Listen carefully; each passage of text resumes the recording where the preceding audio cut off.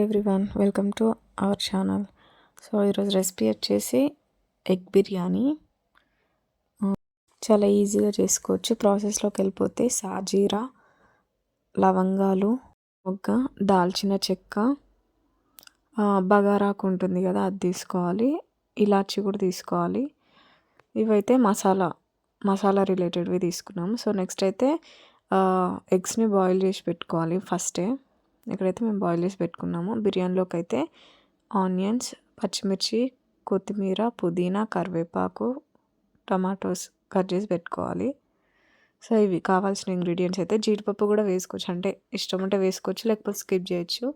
తర్వాత stove on చేసి దానిపైన ఒక బగోనా పెట్టేసి ఆయిల్, పసుపు, కారం వేసి మనం బాయిల్ చేసి పెట్టుకున్న ఎగ్స్ అన్నింటిని కూడా లైట్గా ఫ్రై చేసి పక్కకు తీసేసుకోవాలి. దాంట్లోనే కొద్దిగా ఆయిల్, నెయ్యి వేసుకొని ఇప్పుడు ఇవన్నీ ఉన్నాయి కదా, బగారాకు, సాజీరా, ఇలాచి, ఇవన్నీ వేసుకొని లైట్గా ఫ్రై చేసుకోవాలి.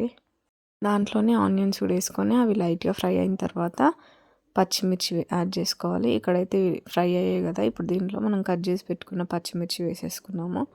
తర్వాత పుదీనా కూడా యాడ్ చేసుకోవాలి. ఇలా కొద్దిగా ఫ్రై అయిన తర్వాత మనం కట్ చేసి పెట్టుకున్న అన్నీ కూడా దీంట్లో యాడ్ చేసేసుకోవాలి. ఇక్కడ జీడిపప్పు కూడా వేసేసుకున్నాము. టేస్ట్ అయితే చాలా వస్తుంది. చాలా సింపుల్గా కూడా ఉంటుంది. అంటే బిర్యానీ అనగానే ఏదో పెద్ద ప్రాసెస్ అనుకుంటాం కదా, అలా ఏం కాదు, చాలా ఈజీగా చేసుకోవచ్చు. సో ఇక్కడ టమాటాలు కూడా వేసేసుకున్నాము. అదంతా కూడా మిక్స్ చేసేసుకోవాలి. దాంట్లో పసుపు యాడ్ చేసుకొని ఉప్పు, కారం కూడా వేసేసుకొని మిక్స్ చేసుకోవాలి. కారం చూసి వేసుకోండి, కొంచెం ఉప్పు, కారం రెండు కూడా. అవన్నీ మిక్స్ చేసుకున్న తర్వాత కర్డ్ కూడా యాడ్ చేసుకోవాలి. దాంట్లోనే అల్లం వెల్లిగడ్డ పేస్ట్ వేసుకొని మొత్తం మిక్స్ చేసుకొని మనం రైస్ ఉంటుంది కదా, రైస్ క్వాంటిటీకి తగ్గట్టు వాటర్ యాడ్ చేసుకోవాలి.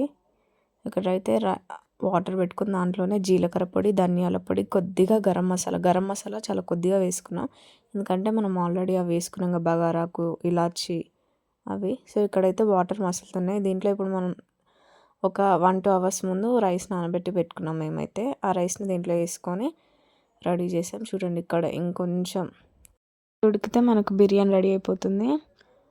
మనం ఇదంతా కూడా ఒక్కసారి మిక్స్ చేసేసుకొని మనం ఫ్రై చేసి పెట్టుకున్నాం కదా ఎగ్స్, అవి 4 ఇట్లా పైన పెట్టేసుకొని కాసేపు మూత పెట్టుకోవాలి. లో ఫ్లేమ్లో పెట్టుకోవాలి.